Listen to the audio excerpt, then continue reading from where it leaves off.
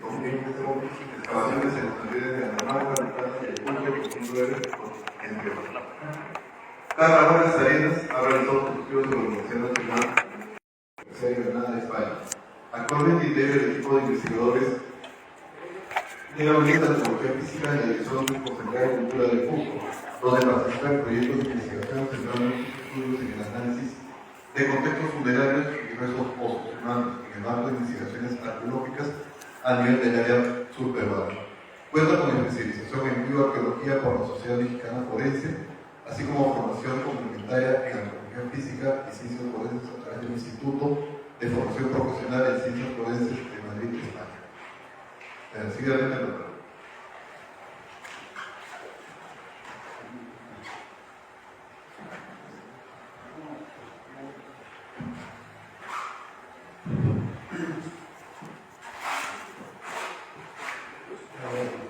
Buenas tardes, un gusto estar acá, un gusto también que haya muchas caras jóvenes, porque se ve que la profesión se revitaliza en el lugar.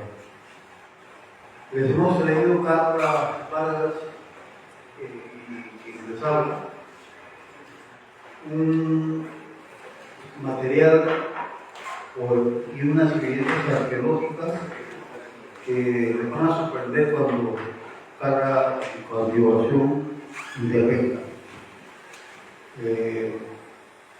Yo voy a hacer una pequeña contextualización en este momento y después Carla nos va a explicar el tema de los entierros. Por favor, la siguiente.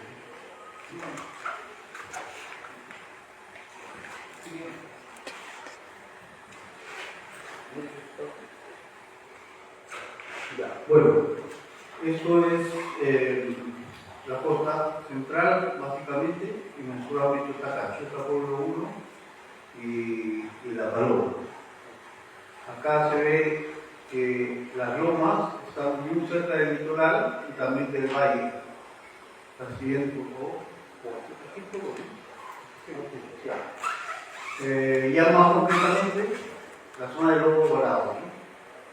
Debe su nombre a un evento así. Parece que ha habido siempre, por alguna razón, pues, como siempre, lobos que van ahí y mueren.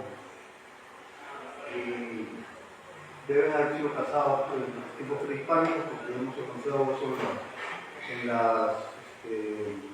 los lugares asociados al cementerio. Bien. Que el proyecto nace de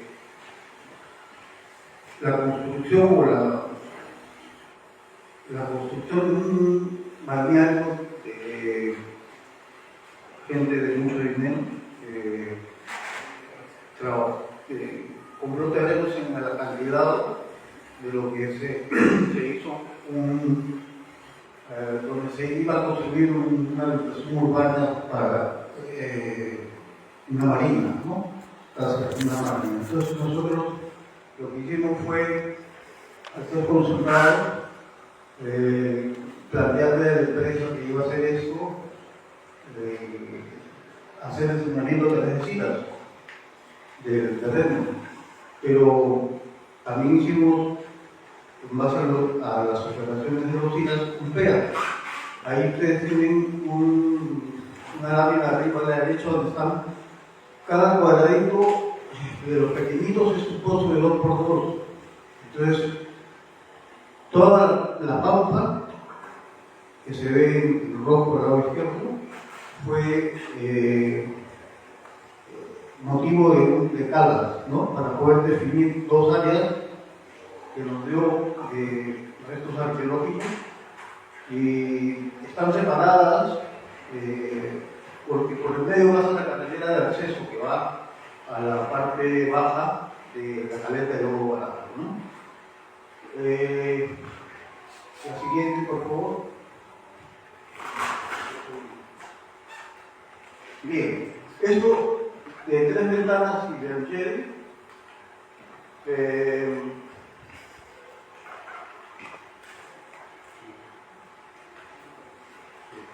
bueno, esta es la cronología el lobo ganado. No hemos tenido fechado carbónico porque no tenemos plata, que es el gran todo. Y también los huesos, en su mayoría, han perdido el colágeno. Entonces, es complicado el tema de la tecnología. Así lo hemos hecho con tecnología relativa, ¿no? Y hay dos sitios interesantes trabajados por Angel y por Beusa, La Paloma y Chica Pueblo 1, y aparentemente nuestros entierros corresponderían a ese periodo, desde 1800 a 1500 antes de nuestra era, ¿no?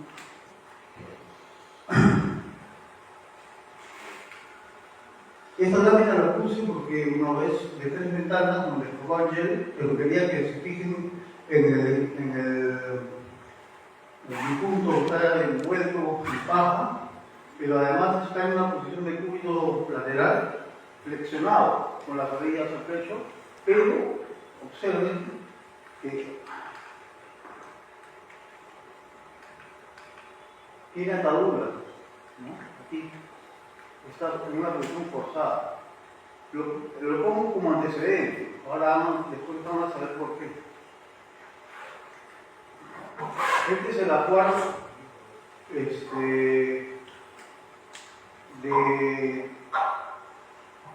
de un pescador, que está también de cúbito lateral, enterrado, con las manos sobre el rostro, y no parece haber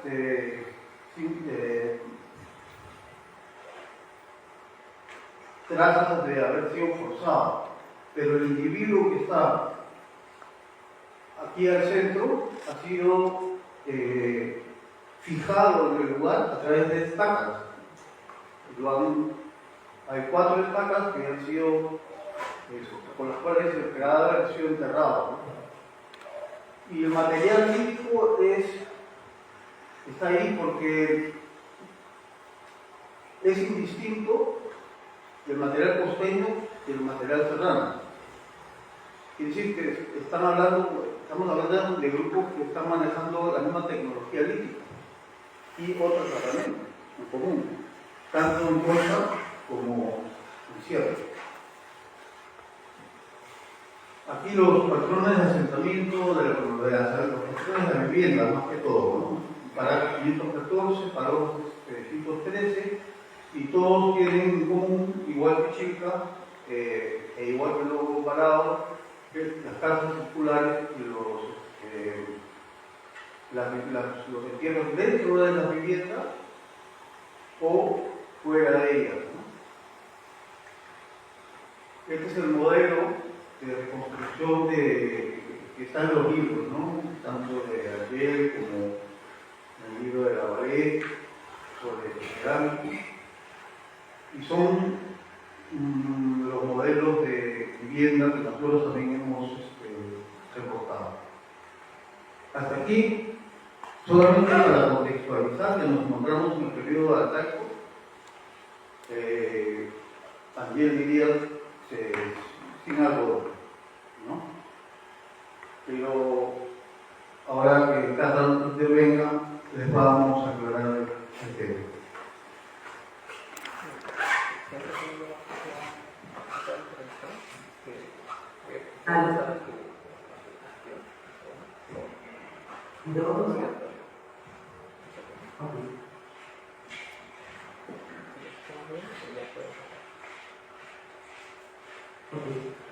¿Se me escucha?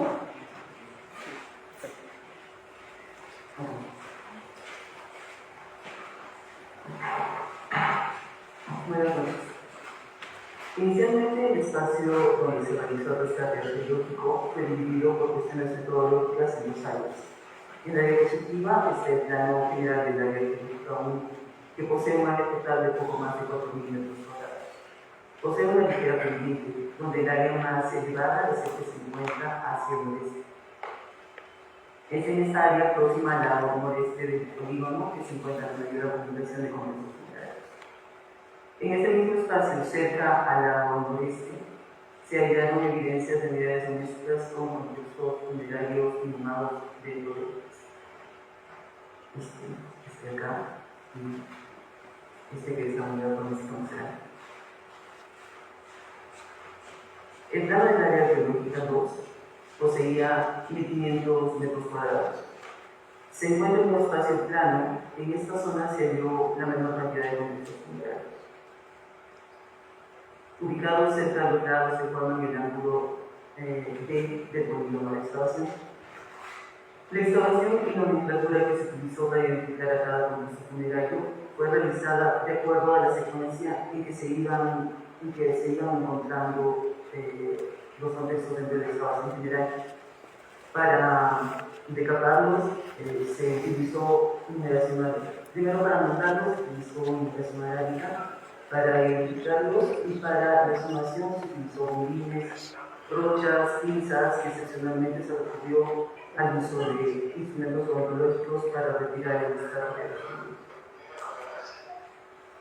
Se hallaron unidades domésticas en el área arqueológica 1, como ya se mencionó en las diapositivas anteriores. Estas se asemejan a las ya reportadas por Federico Angel en sus trabajos en los sitios Chicapulo 1 y Boquerón, donde se aprecia la reconstrucción hipotética de cómo debió verse una vivienda. A la derecha nosotros mostramos el registro de la unidad doméstica de mayores dimensiones hallada dentro del hogar. El área con el achurado denso muestra el área doméstica que tiene este techo, y el área concéntrica tendría que ser el área del cerro. Al hallarse los contextos funerarios y conforme avanzaba la excavación, se fueron definiendo postes hechos con especies de la zona. Y en algunos espacios quedaron únicamente los edificios como evidencia de su existencia. Estos fueron recuperados porque la ceniza de estratos superiores llenó cada uno de esos espacios, lo que permitió distinguir que los contextos funerarios inhumados, que fueron inhumados en su interior, cercanos a las paredes de la estructura y siguiendo su morfología, delimitando el espacio habitacional y el cerro.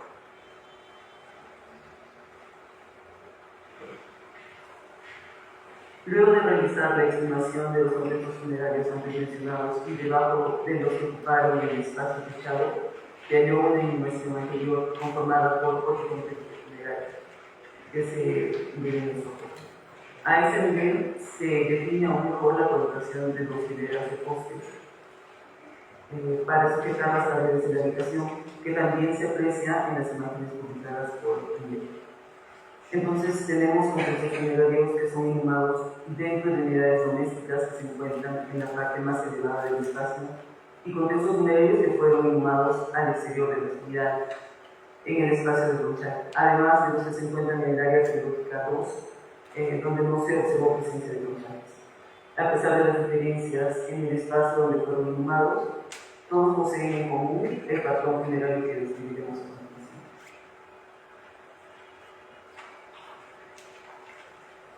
Partiremos mencionando que se sumaron 123 contextos funerarios que contenían a 157 individuos. Para esta descripción hemos tomado en cuenta la definición de contexto funerario planteada por el doctor Peter Cowley para entender el evento que encierra la colocación de uno o más individuos en un determinado espacio físico y que muchas de las veces contiene además objetos asociados de persona. En primer lugar, tenemos una sucesión de elementos que forman parte de lo que creemos es la estructura funeraria que contiene los restos humanos inhumados. En esta diapositiva podemos ver la colocación de diversos elementos como una especie de capas. Sabemos que la estructura funeraria general es una fosa cavada directamente en la arena, sea una capa natural o dentro de estratos de desecho. Una vez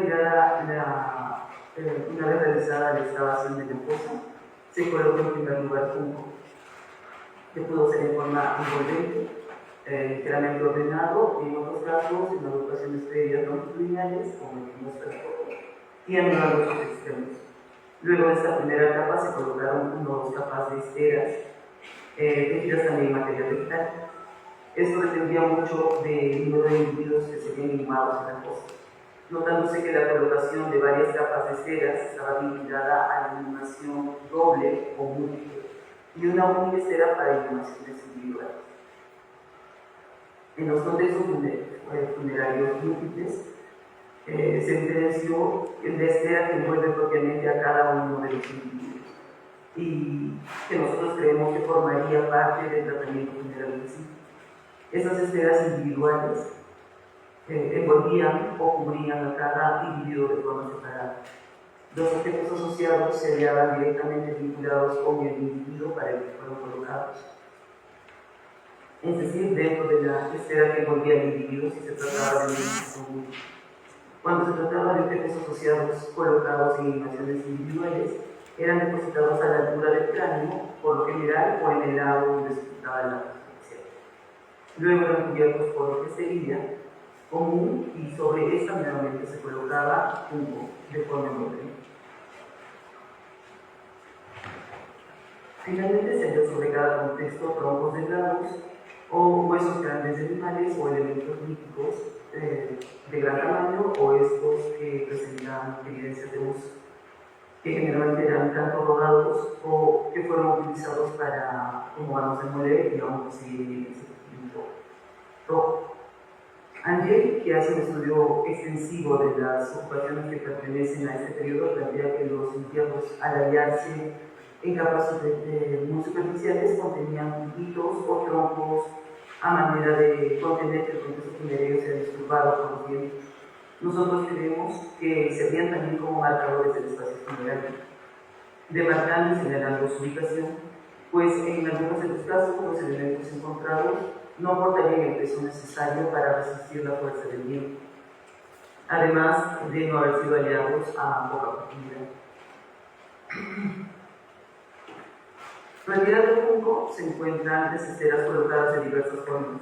En algunos casos mostraban amarres hechos con material vegetal ligeramente enroscado o con cuerdas elaboradas en algodón.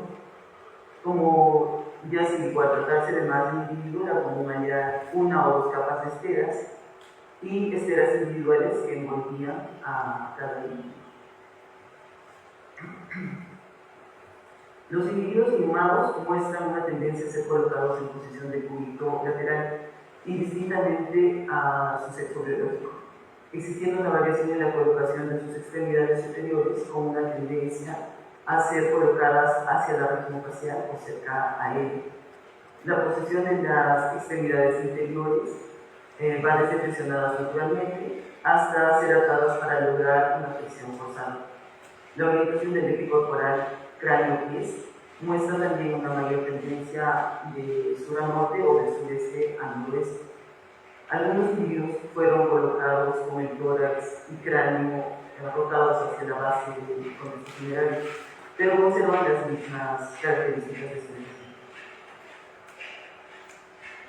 Existen además posiciones poco recurrentes en las que algunos individuos fueron inhumados, como los de esta parte interior de la diapositiva.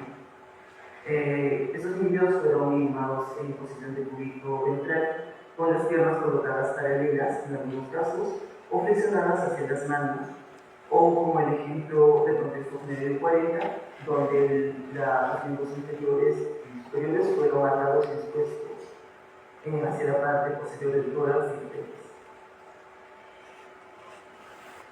Los rangos etarios varían desde individuos aún no nacidos hasta adultos que al momento de su muerte poseían entre 37 a 40 años. La población de Lógrado se dividía en 32 individuos subadultos, esto quiere decir desde aún no nacidos, recién nacidos hasta los 18 años, y 125 individuos adultos, es decir, desde los 18 años hasta los 40 años. Y excepcionalmente se halló un individuo que poseía más de 56 años. Del total de los individuos adultos se determinó el sexo se determinó que 48 individuos poseían sexo biológico femenino, 43 sexo biológico masculino y 34 individuos a los que no se les quedó asignar el sexo. Se hallaron además contextos funerarios individuales, dobles o múltiples de 3, 4, 5, 6 o 7 individuos. Los contextos funerarios individuales contenían 10 individuos subadultos que al momento de morir poseían 4 años de edad en adelante. Los individuos que aún no habían nacido y los neonatos o infantes menores a 3 años eran inhumados junto a otros de mayor edad, incluidos otros subadultos que poseían desde 8 años en adelante. Eso quiere decir que ningún bebé fue inhumado de forma individual. Existen también posiciones que desafían la lógica anatómica halladas en algunos de los individuos subadultos, cuyas edades incluyen desde neonatos hasta niños de 8 o 9 años. Se observan presiones extremas en sus piernas a partir de la porción distal, eso quiere decir pie, tibia, peroné, que fueron mencionadas hacia la parte posterior de la pelvis. En algunos casos, los miembros superiores también fueron colocados hacia la espalda y el cráneo fue orientado hacia las capas superiores. Algunos adultos fueron envueltos en collares, como el caso de este individuo, que fue envuelto en collares de puntas de hueso animal. Y en diferencia de los adultos, se observa en los subadultos una mayor presencia de pigmento rojo. Hasta que hemos visto contextos en los que las inhumaciones fueron primarias, es decir, que se puede distinguir a través de la correcta articulación osteológica que el individuo fue depositado primigeniamente en el lugar donde fue hallado. Pues los individuos no poseen evidencias de tratamientos posteriores a su inhumación, incluida la modificación de los demás componentes del contexto funerario. Pero también existe presencia de tratamientos secundarios. Es decir, existen individuos que fueron retirados de sus estructuras primigenias para ser reubicados en otro espacio o para formar parte de la inhumación de otro individuo. Este retiro y su colocación inicial fue hecho en diferentes estadios de descomposición del tejido blando. Prueba de ello son estos contextos que muestran aún porciones del esqueleto con condiciones anatómicas, mientras que otras partes ya perdieron todo el tejido blando y se desarticuló al momento de ser cambiados de lugar. En algunos contextos funerarios tenemos individuos adultos y son contextos individuales. Pero también existieron contextos funerarios dobles, donde se encuentran inhumaciones primarias y secundarias en el mismo contexto. Las inhumaciones primigenias podían ser adultos, infantes o subadultos, al igual que los individuos que muestran evidencia de tratamiento. Acá tenemos un adulto, este es un individuo de menor de edad y este es un infante. En este contexto funerario observamos un individuo subadulto y un neonato que fueron retirados de su ubicación primigenia para ser depositados junto a la inhumación primaria de estos neonatos. El subadulto posee segmentos de su cuerpo articulados, pero se nota que el momento de moverlo a este nuevo lugar se desarticularon en esta parte. Se hallaron además en contextos funerarios múltiples y secundarios, es decir, que todos los individuos muestran una clara desconexión anatómica. En este caso vemos un contexto funerario que muestra 4 individuos, un adulto y 3 subadultos que provienen de inhumaciones primarias. Se observa que a diferencia del adulto, que aún posee articuladas algunas partes de su vestimenta, como los pies, la columna y la estructura pélvica, los neonatos se hallaban completamente desarticulados y nuestro sistema conductor.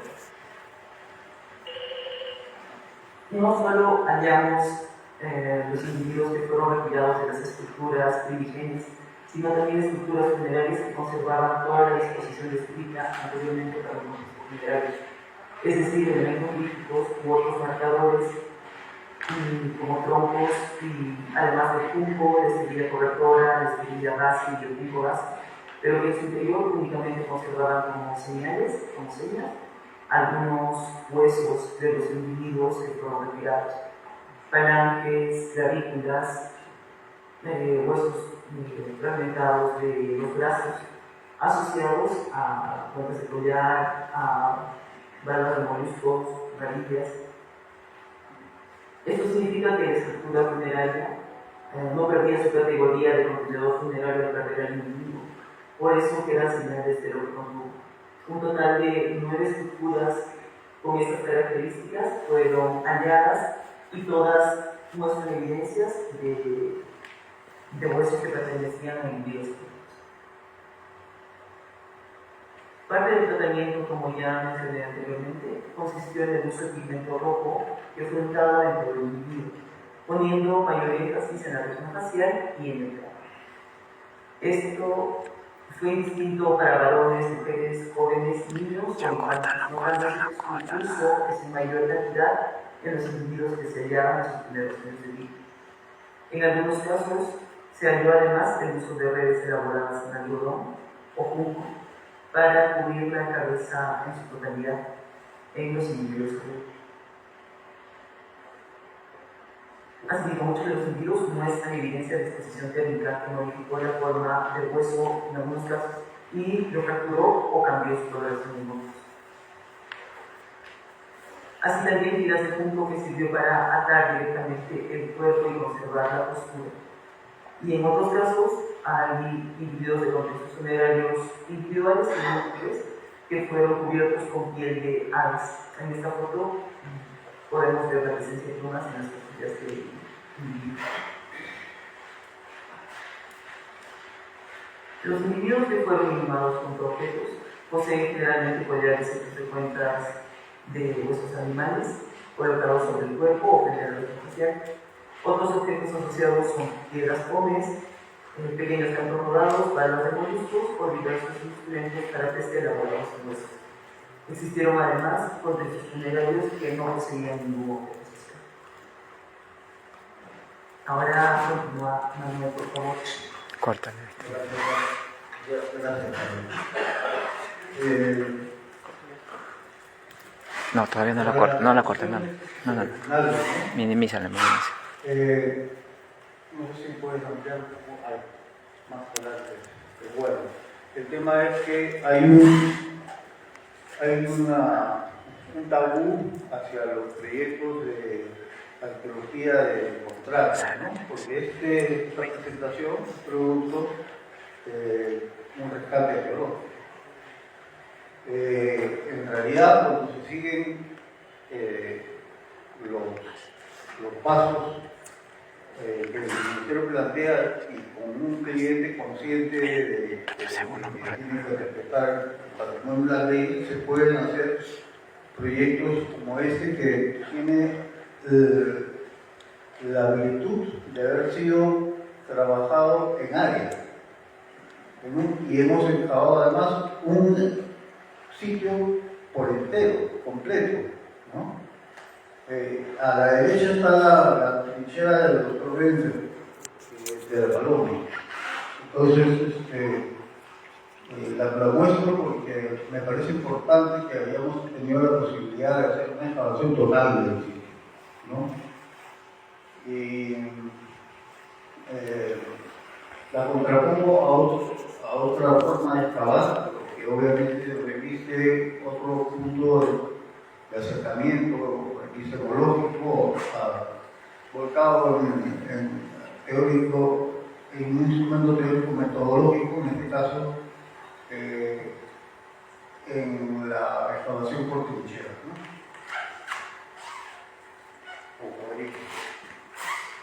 Entonces, esta es la propuesta de la ley, ¿no?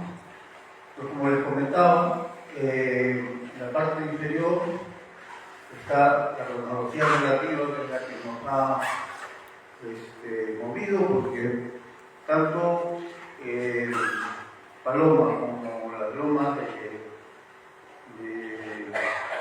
Caracas, como Chica Pueblo 1, los tres comparten una serie de elementos, no solamente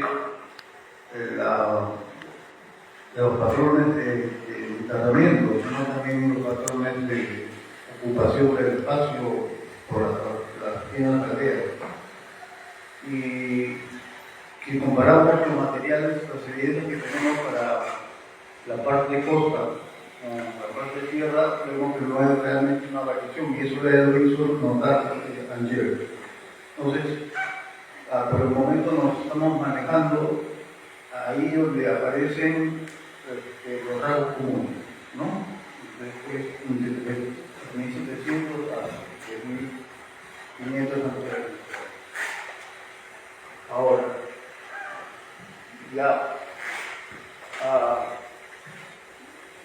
se nos planteaba una pregunta, sobre todo porque en el sitio solamente se habían dos viviendas, una bajo la otra. Creo que había rastros de estas dos, pero no tan claros. Y el tema es que si esto es así, en las partes superiores estaban las viviendas, pero en toda la pampa donde estaban todos los entierros, no se veía otro tipo de estructura, salvo un gran basural, porque las excavaciones de las áreas domésticas, las viviendas habían sido excavadas en el basural, ¿no? Que es algo más o menos típico. Por ejemplo, allá en el norte,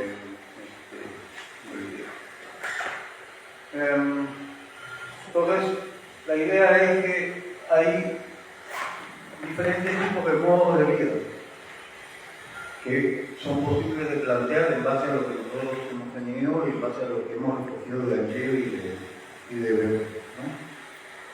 El modo de vida de cazadores, productores, pescadores, etcétera, que dominan uno o varios nichos ecológicos. Esto vendría a ser una especie de hipótesis planteada por Rick en la pampa de Junín, y significa que la itinerancia local significa que los pobladores del arcaico temprano en Chilca tenían acceso a las lomas del litoral, y el valle, ¿no? Entonces es una itinerancia local, no se puede trasladar uno de un punto a otro los recursos en un solo día sin problema, y eso representa una estrategia de sobrevivencia del grupo que puede ser nómade, pero que durante algunos momentos en la estación en que bajan los camellos, se convierten no solamente en cazadores, pescadores de lobos y de peces, sino también en cazadores de vicuñas y guanacos, ¿no? Que bajan a las lomas a cazar. Entonces, a eso le llamamos itinerancia local. Ahora, la otra posibilidad es que sean pobladores costeros y que haya contactos entre ellos. Lo ha sugerido el licenciado Padilla. Y sí, claro, siempre hay una posibilidad, está bien. Luego, la transhumancia es un término un poquito contradictorio, pero la transhumancia es para grandes cambios, ¿no? La itinerancia es para movimientos más cortos. Y como adelanté, el material lítico y los objetos o herramientas de la excavación están siendo similares, ¿no? Entonces también podríamos plantear esa transhumancia detrás de los éntidos o de los camélidos y subir y bajar a la cuna estacionalmente. Y finalmente, la otra posibilidad es que sea un pueblo sedentario, o sea, con tantos recursos disponibles en los nichos ecológicos que he mencionado, que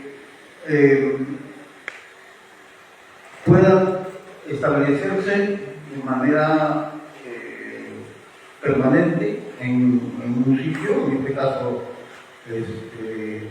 cerca del litoral, y basado en lo que Angel, Berger y obviamente Mosley comunican como las naciones o la base marítima del surgimiento de la civilización andina.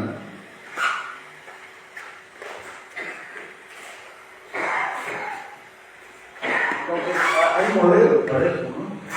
Yo solamente, para no aburrirlos sobre ello, solamente esta lámina en donde el tema de la domesticación de plantas y alimentos, o sea, la neolitización, lo hemos visto claramente, se produce en base como input importante el aumento demográfico, ¿no? Y el aumento demográfico es una constante que viene de mejoras climáticas para la agricultura, un medio ambiente más propicio también para eso, el óptimo climático, y luego nuevamente un crecimiento demográfico en base al desarrollo progresivo de la agricultura, y así sucesivamente hasta llegar al creciente control sobre la producción que dio lugar a las civilizaciones hidráulicas, ¿no? Es un modelo de Bauposen, ¿no? Pero obviamente si tratáramos nosotros de hacer un modelo de la zona de Chilca y de Lobo Bravo, sería multi-entrada, o sea, multifuncional. Tenemos cosas tenemos muchas preguntas, muchísimas preguntas, pero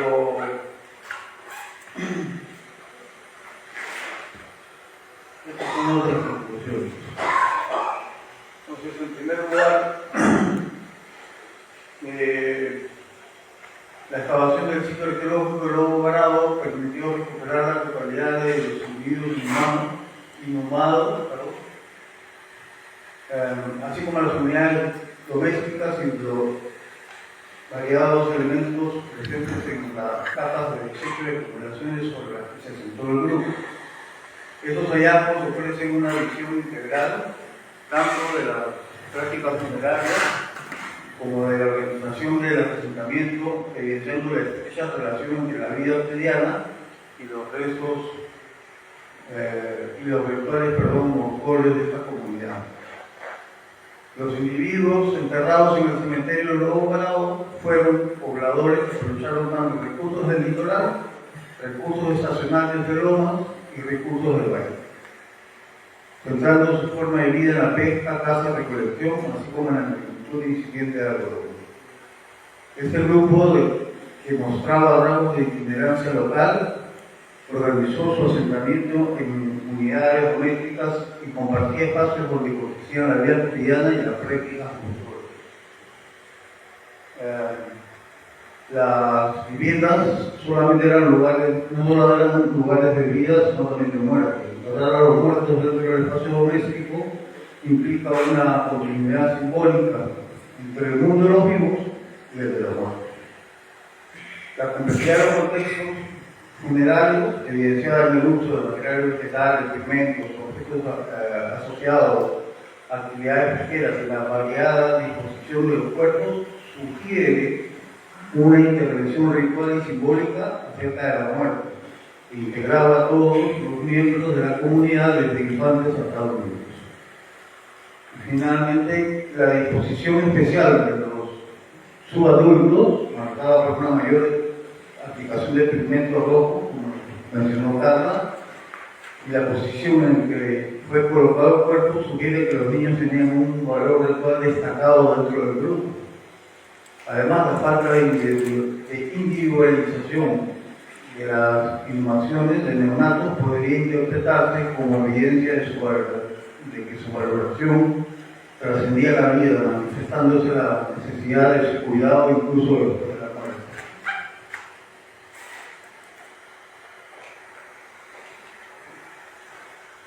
También el tratamiento la evidencia del tratamiento secundario muestra una relación permanente con los difuntos, donde la muerte no marca un final definitivo, sino el inicio del proceso ritual y continuo. La exhumación controlada y las reubicaciones espirituales o sociales demuestran la práctica de realizar un proceso en el que el individuo se reintegra simbólicamente al grupo. Las estructuras vacías que conservan señales del cuerpo refuerzan el valor del espacio funerario como un elemento de conexión y memoria, trascendiendo la mera presencia física de cadáveres.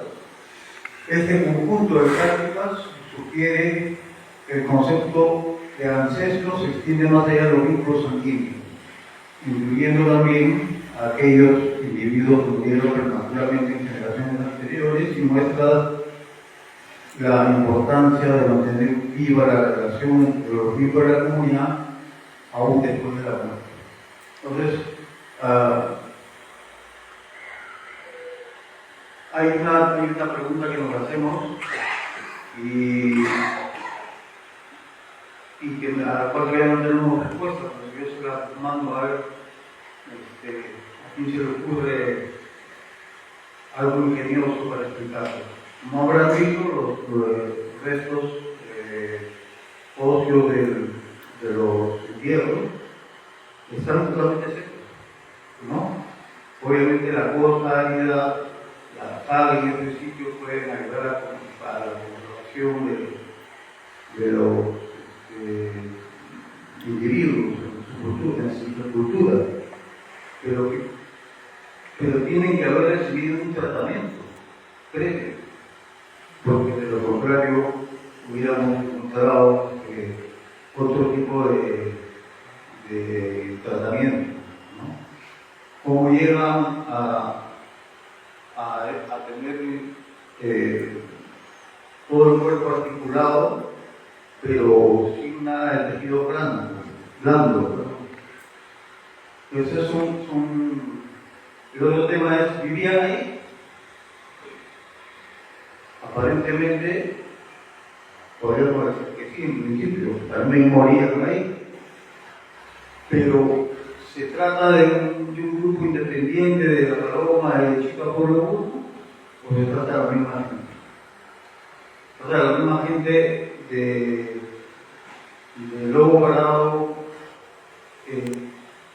como la gente de Tres Ventanas, por ejemplo, el cadáver de Tres Ventanas que mostré al inicio, tiene su parangón también en Chica Pueblo 1. En Chica Pueblo 1 hay un individuo que está también atado, forzado, una cuestión forzada, atado, para poder encajar el hierro aparentemente en su materia, ¿no?